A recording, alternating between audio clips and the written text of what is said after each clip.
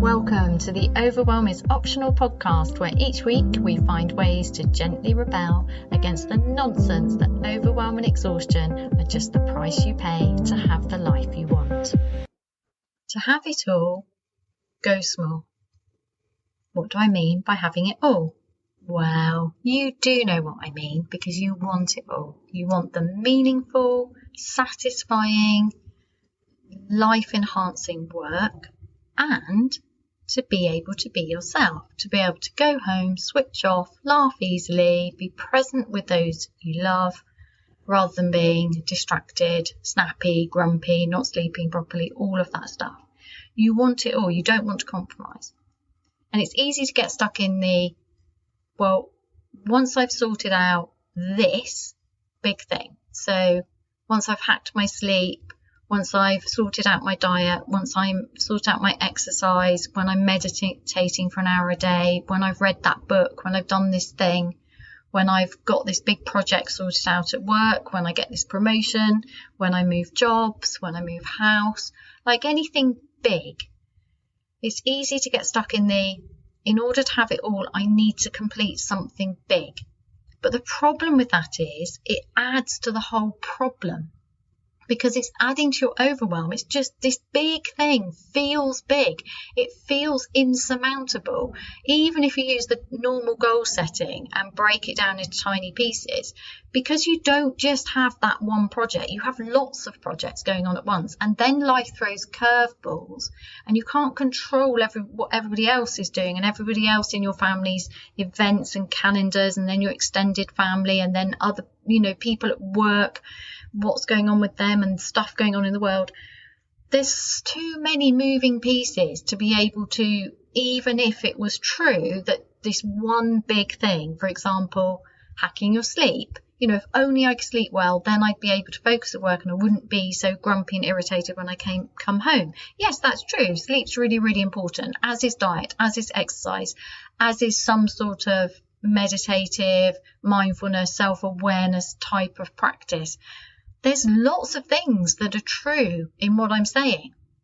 But the problem is that when we believe that we have to do something big in order to have it all, we never have it all. We're constantly in this push-pull, because it's always when this, then.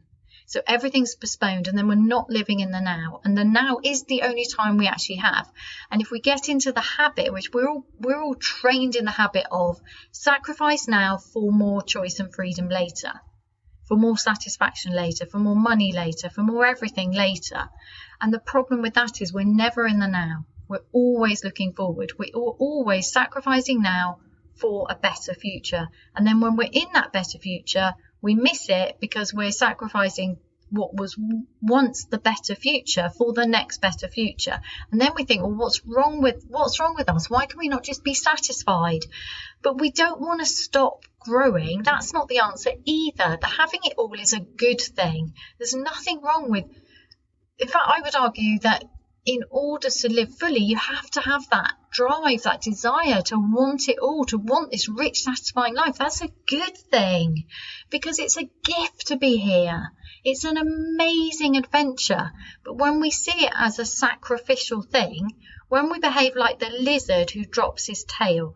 Now, I didn't know about this. You probably do. I didn't know about this. I can't remember what I was reading. What was I reading? No idea. Anyway, I was reading about this lizard that when it gets scared, it drops its tail, which is a bit drastic, right? But man, don't we all do that?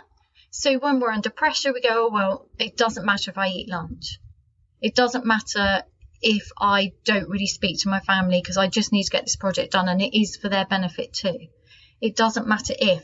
There's always something we're dropping. We're always dropping our tails, and then we're just like half a person, half a lizard. Now, I don't know anything about this lizard, and I'm assuming that for him or her, this is the appropriate reaction. He leaves his tail, and I'm guessing he can grow a new one. But I don't know about you, but that's not how I want to live. I don't want to be constantly dropping my tail and then having to grow a new one. It just doesn't work for me. So I want it all. I want the whole of me. I want to be able to be all of me. Now, I don't think that is a never-ending thing. Sorry, not I don't think. I don't think it's a done deal. So I don't like the term I want to be the best version of myself, because I don't believe there is a best version of myself. I just believe that I get to be more and more myself.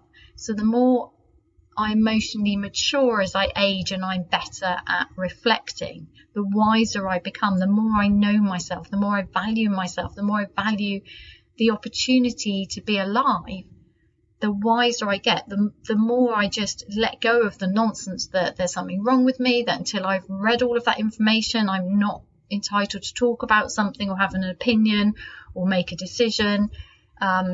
Whatever it is that's stopping me, once I start letting go of this and just notice how much information I already have, how much knowledge I already have, how many skills, how resourceful, how wonderful I already am, and start from there, that doesn't mean I don't need to read more things or learn more things or get better at certain skills. It's just a better place to start. The idea that I'm already perfect and I'm a work in progress. I love that. It's very freeing to say there's nothing wrong with me.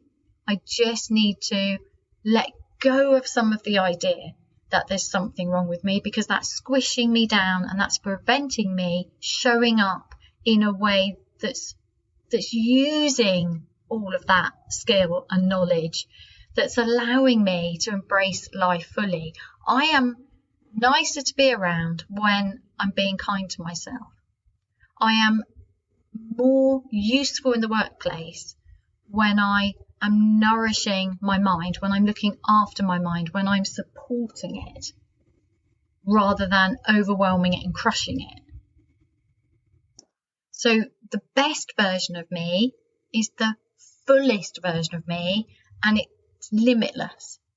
So the more I dare to let go of this idea that there's something fundamentally wrong with me and I need to justify this wanting to have it all, when I stop doing that and just focus instead on the qualities that I have, the resources I have, the love I have, how big my heart is, how much I just really want the world to be lovelier for everybody, how I just want to sprinkle kindness everywhere. When I focus on the good parts of myself instead of the so-called weaknesses, I don't want to be good at everything.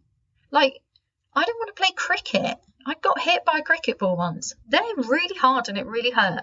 I don't need to be good at everything. Now, that's a ridiculous example maybe, because who cares? Not everybody wants to play cricket. But I don't know about you, but I did grow up with the idea that self-reliance, as in being good at absolutely everything and being able to do without asking for help, is a good thing. But there's a difference between being resourceful and being so independent you're disconnected from everyone and you just put yourself under immense pressure. The ability to ask for help, or the ability to find help when you need it, so reading information just in time rather than anxiously, feeding lots of information so in case you get asked something and you don't want to look stupid. There's a huge difference there. One is one of acceptance. I am enough. I'm going to show up anyway. If I don't know the answer, I'm just going to say, I'm sorry, I don't know, or I can't remember, or I don't know where I read that, because that's just easier. It's easier to be in the world in that way. And when it's easier to be in the world, when it's easier to show up as yourself, you're nicer to be around, aren't you? I am. When I'm not under pressure, when I'm not overwhelmed, I'm just nicer to be around. And I really like being in the world in that state of, oh, I'm fine. Other people might be talking about me, they might be criticizing me, but that's actually nothing to do with me. And although I don't like it, trying to do something about it is not helpful. It's a huge waste of energy. When I bring my attention back to myself and focus on the good qualities, on my intention, because intention matters very, very much. And when we're focused on trying to control everything and change everything external to us, rather than I am basically a good person, my intention is always to show up and do my best for my clients, for colleagues, other people I'm working with, for family, for friends, for anybody. And this is powerful. So when we get away from, I need to complete a big project and make some huge lifestyle change in order to be able to find this miraculous work-life balance, to enable me to have it all, I have to do these huge things. When instead we shrink it down, this is powerful because it removes the pressure, and then we move through the day in a much more flow-based, nice to be around way. We're able to think more clearly. We're able to respond rather than react. And it's just imagine if everybody was able to do this. Imagine if everybody took good care of themselves first and valued themselves and knew what their strengths were and showed up as that person full of love, overflowing with love for themselves and ready to connect and be of service, able to let go of that egoic war we have, this imaginary conversations we're having with each other where we think that person's undermined us or wants a piece of our pie at work. Or imagine if everybody turned up with this solid, gentle ease. This is who I am. This is how I can help. This is what I bring. Knowing yourself and loving yourself, that's the big project, and that comes from changing the belief that you are a self-improvement project, that there's always something you need to be better at. Instead, this deep self-acceptance. So I'm fundamentally perfect. And my job is to let go of all the ways I'm squishing myself. And you can say, well, Heidi, that's great, but that's still a big project. I don't know how to do that. Well, you do. If you've been hanging around here for a while, and if you haven't, I'm about to tell you, welcome to what I think is possibly the ultimate life hack. And that is the 1 minute mark. Within the 1 minute mark, you get that centered, calm self-awareness that enables you to start moving through your day in that way.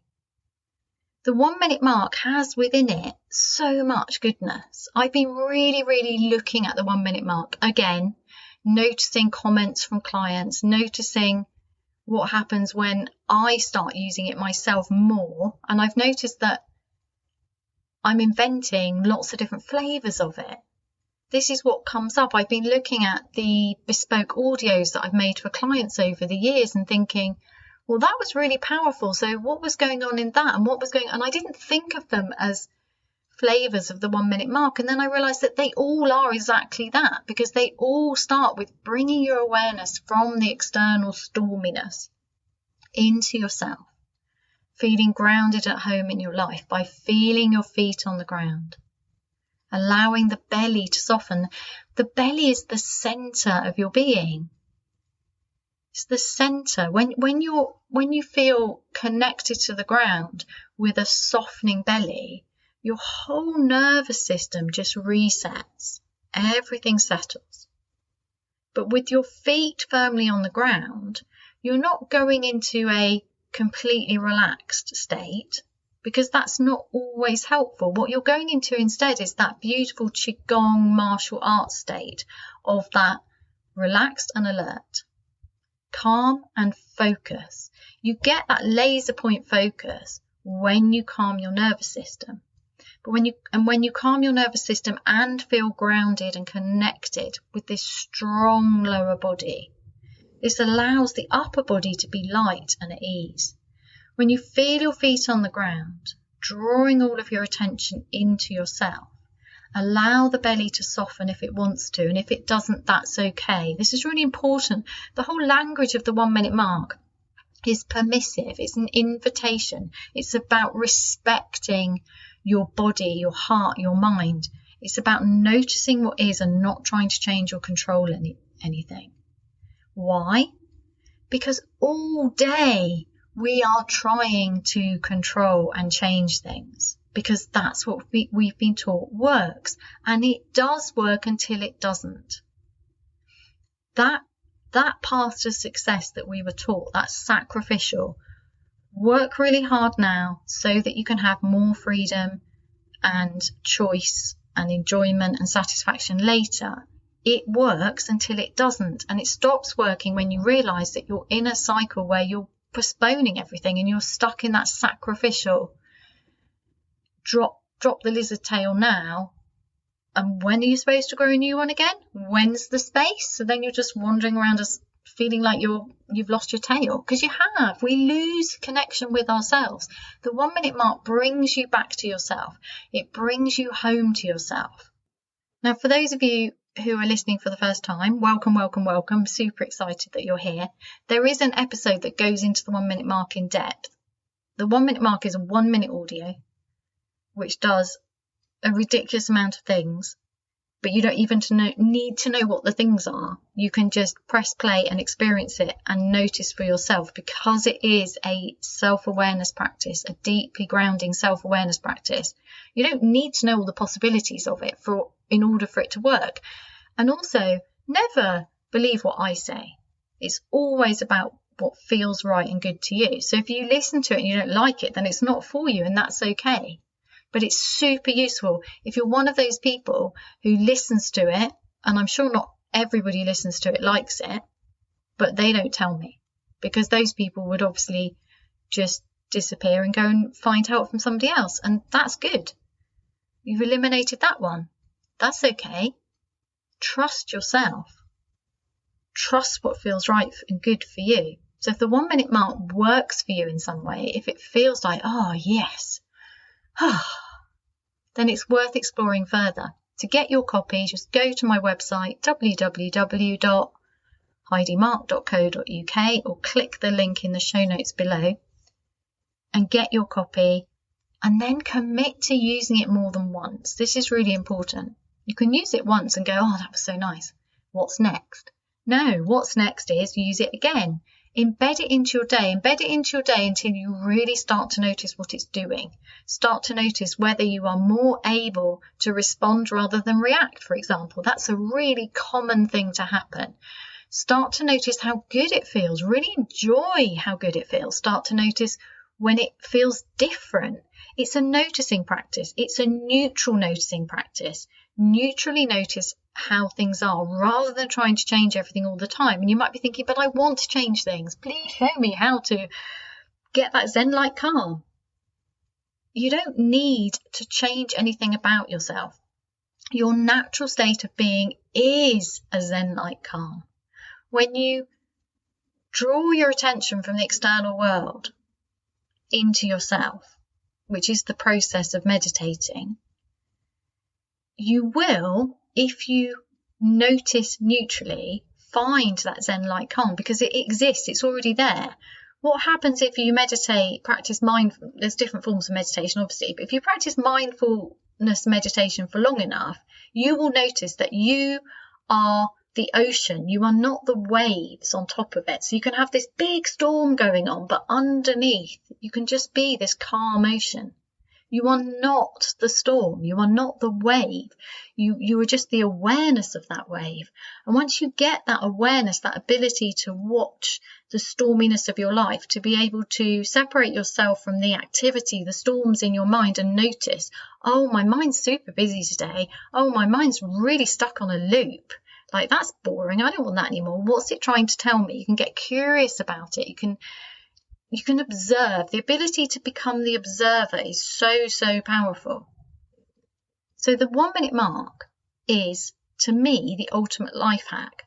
And I say this with humility, because it wasn't called the 1 minute mark. Somebody else named that for me, suggested it because they found it so helpful, and they thought it would just be a good name for getting it to more people.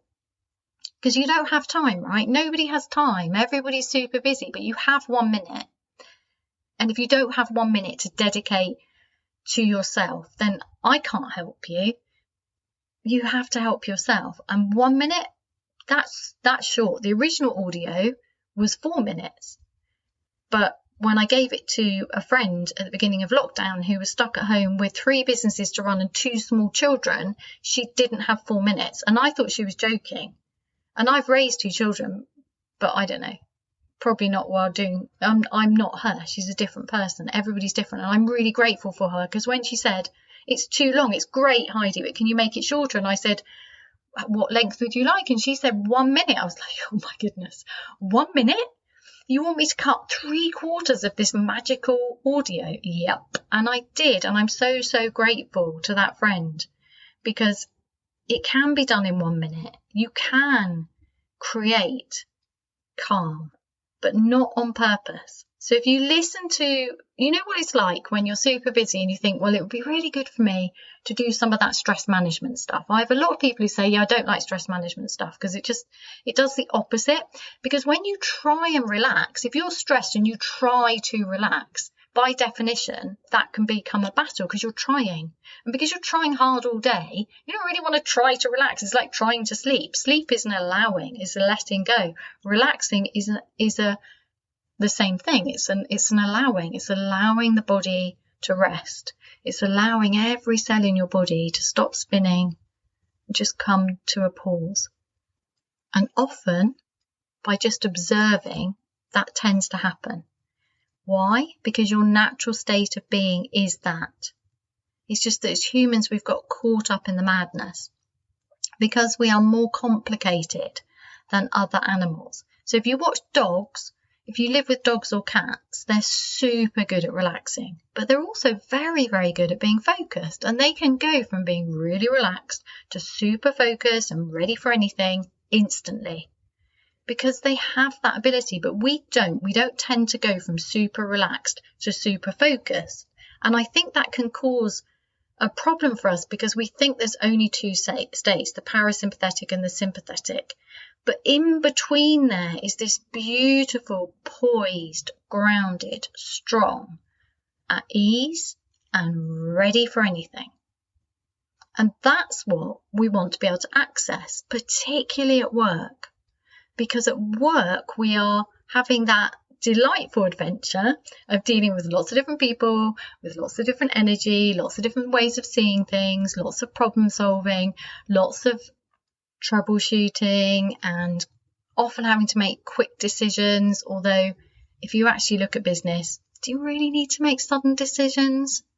You're not actually in the firing line, but it can feel like it. So it can be fast and it can be tricky, but the ability to remain poised with this strength, that's really powerful. You walk into a business meeting with this calm, strong poise, nobody's going to mess with you.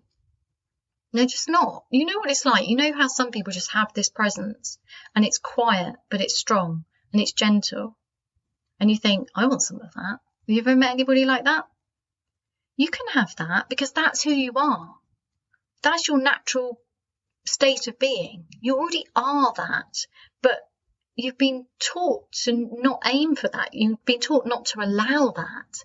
You've been taught that you have to push and you have to hustle, and that life is hard and you have to struggle and you have to compromise and you're a lizard and you have to drop your tail to survive. But it's not true. There's a better way of living, and people have been doing it for a very long time, but we've lost connection with it. At this point in history, we've lost connection with it, but we can find it again, and it's not difficult. You do not need to study for years. You do not need to go and sit in a cave in the Himalayas for 7 years, because you don't have time. You don't need to go on retreat. You don't need to meditate for an hour every day. You just need to have the intention to find that within you by allowing it. And the 1 minute mark is, for me, the ultimate life hack, because it's tiny. So you want this huge, beautiful life, this full adventure. The easiest, most powerful way I know of having that is to go really small. The 1 minute mark is the tiny, huge, life-changing practice that allows you to access your natural state of strong, gentle, Zen-like calm, where you're ready for anything, and when you're done with work, you can switch off and laugh easily and be present with those you love. How important is that? Because you don't have to choose, and because choosing between life and work makes no sense. It just makes no sense. It's not for you, hence the struggle. That's where the struggle comes. If you were willing to compromise and permanently drop your tail, you'd be okay. You'd be like, that's okay. I don't need a tail. I don't need satisfying work or health or to be present with those I love. I don't need those things. I can compromise.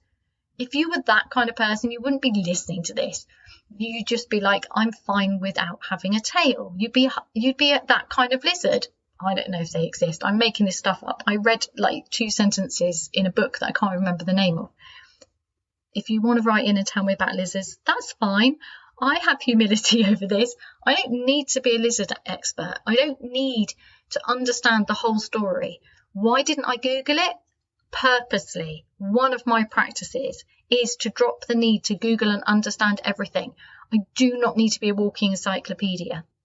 I do need to know very important things. Otherwise, I can't Google. I have no discernment. I do. And also because I like learning. I love learning. I always want to learn, but I have to resist the need to learn everything. I always have 20 books out on Kindle Unlimited. I'm always maxing out. You know, I was a maxer out of the library card. Now I do it on Kindle Unlimited, plus the other books I'm reading.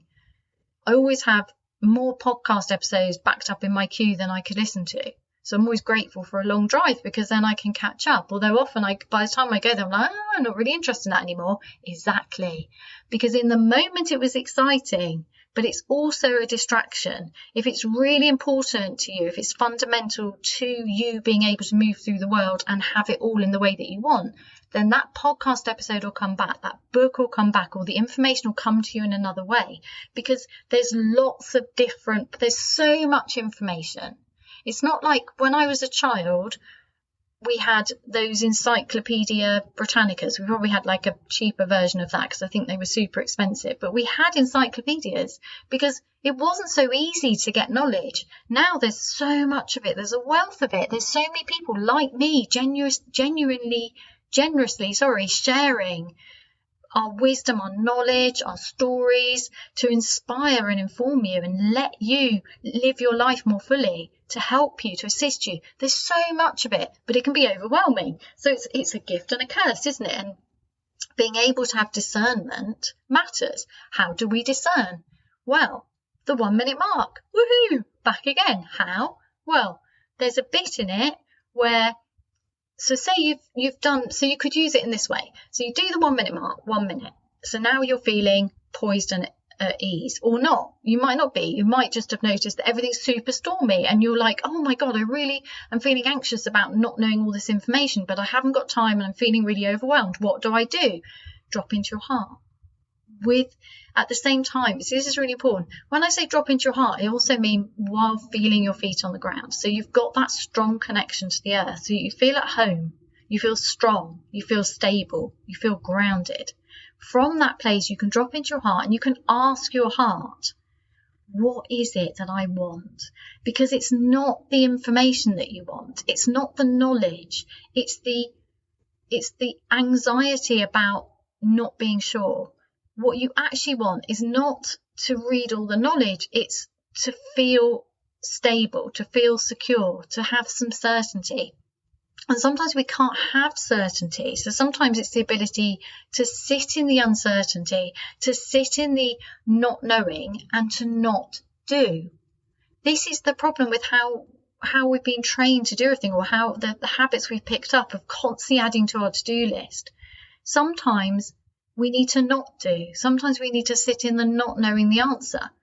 Using the 1 minute mark and embedding this practice into your life. So not listening to the audio forever, but just getting used to drawing your attention from everything externally and pulling it into you and allowing yourself to feel grounded, at ease, and just observing yourself neutrally noticing what's going on, noticing the information that's coming from your body, from your heart, from your mind, noticing neutrally, dropping the judgment and resisting the need to act.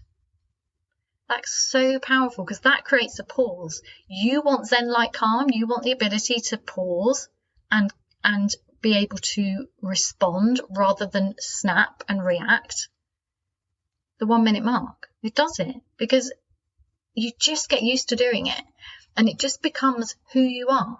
how you are, how you move through your day. You walk around feeling your feet on the ground, noticing the world around you, noticing how you feel, noticing when your body's tired, when it needs to move, when you're hungry, when you're thirsty. All of that information is always there for us, but we've trained ourselves out of it. We teach kids at school not to listen to their bodies. Now, there's part of that. I mean, we need to be able to be socialized, and as in we need to, we can't all be peeing in the corner of a room or saying, oh, I'm hungry, I'm leaving this meeting now, because that's not helpful. That's not living at a higher performance level, is it? But we need to be able to do both. We need to be valuable and useful in the world, as well as not denying that we have a body that needs love and care and that knows what it needs. So it's that respect for ourselves, that fundamental, I know how to look after myself properly in this moment, and being able to say, I have self-discipline.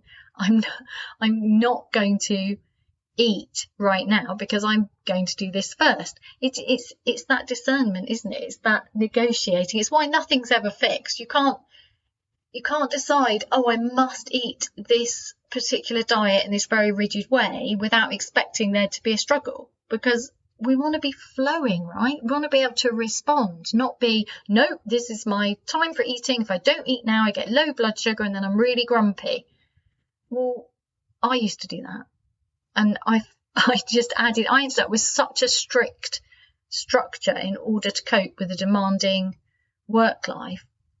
And I just lost myself, because if the structure got broken, I was just, whoa, nothing worked. I didn't know how to be at ease in the world. Everything was dependent on getting a really good night's sleep, eating really well, exercising well, meditating, journaling. Like, it was just so much to do. Oh man, that's why going small matters. So you can have it all.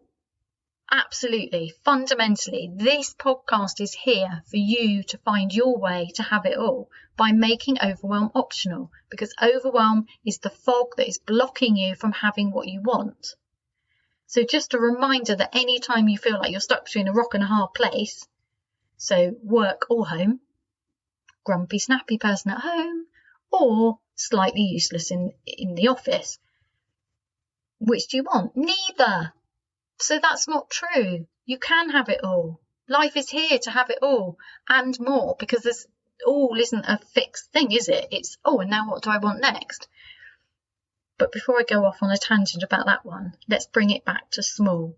The smallest thing you can do is the 1 minute mark. I guarantee that will change your life if it's for you. I mean, it might not be for you. I'm not for everyone. That's okay. Go listen to somebody else if I'm not for you. Absolutely, with my blessing, and thank you so much for being here. But if the 1 minute mark resonated with you the first time you heard it, I urge you very strongly to have another listen, to commit to listen to it every day for 7 days and notice the difference, to commit to maybe listening to it on the hour every hour, or between meetings, or first thing in the morning, or when you get home, or something beneficial, something that works for you, and then to notice it, to notice the effects, to notice what it's teaching you, to notice what it's allowing within you. Because the ability to reset your nervous system, the ability to be self-aware, to have the self-knowledge that unlocks your key to having it all, that's gold dust. That's what you want, right? That's faster than reading 1 million books. Not that you shouldn't read the books, but how much time have you got? What I do know is you have 1 minute. So if you've got the 1 minute mark, start using it again. If you haven't got it, go get it from my website or the link below. Enjoy. I'm going to be focusing on different ways we can use it, different ways we can go small. So we're starting by having a refresh, or if it's your first time here, welcome, welcome, welcome. Looking at the 1 minute mark, 1 minute, super small, so that you can have it all. And then I'm going to be looking at how we can use the 1 minute mark in different ways.